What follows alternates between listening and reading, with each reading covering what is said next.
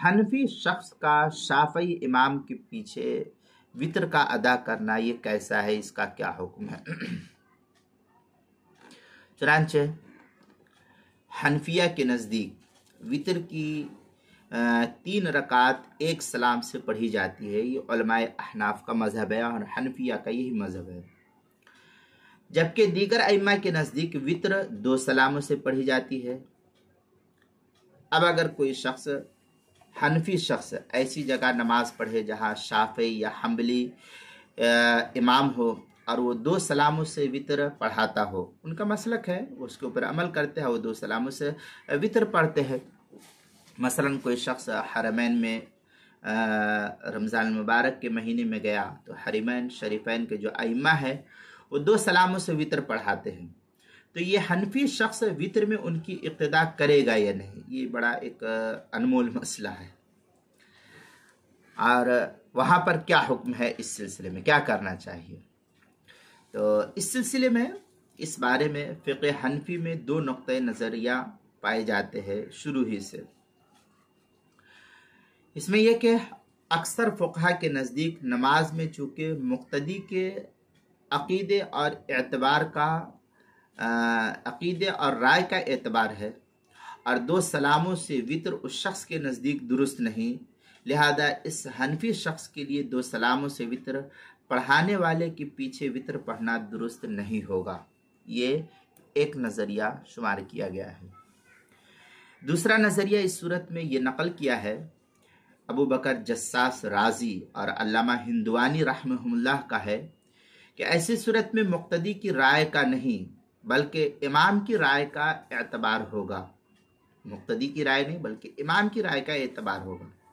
बस 2 सलामों वाली वितर चूँकि इमाम की राय में सही है, इमाम की राय में दुरुस्त है, लिहाजा जो मुक़्तदी उसके साथ पढ़ेगा उसकी वितर भी दुरुस्त हो जाएगी।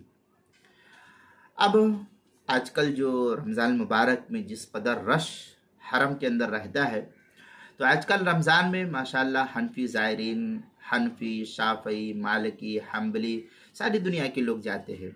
अल्लाह ताला पहुँचाता है, वो जाते हैं।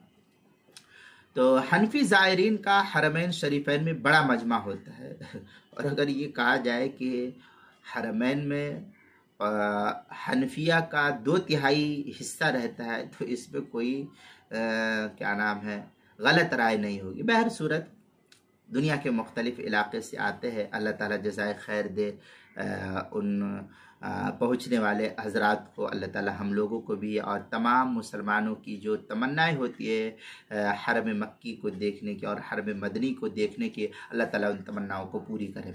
बहरहाल तो हनफी ज़ायरीन की हरमैन शरीफैन में काफ़ी तादाद में और अइम्मा की बनिस्बत हनफिया की तादाद ज़्यादा होती है।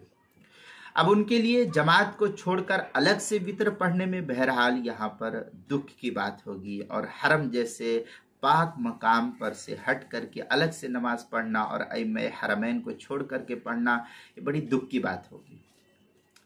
इसलिए यहाँ मुनासिब ये है कि इस इज्तिहादी मसले में अबू बकर जस्सास रहमतुल्लाह अलैह की राय पर अमल करते हुए हनफी ज़ायरीन को इमाम हरम की इब्तिदा में वितर करने का हुक्म दिया जाए। मशहूर फ़क़ीह अल्लामा इब्न वहबान ने अपने मंजूमा में इसको तरजीह भी दी है और अकाबिर देवबंद में हज़रत शेखुल हिंद रहमतुल्लाह अलैह का भी मौक़िफ़ यही नकल किया गया। चुनांचे इब्न वहबान मंजूमा इब्न वहबान में है, क़ाल इब्न वहबान वलौ हनफ़ियुन क़ाम ख़ल्फ़ मुसल्लिमिन बिशफ़इन वलम यत्तबि वसम्मा फ़मूतिरु।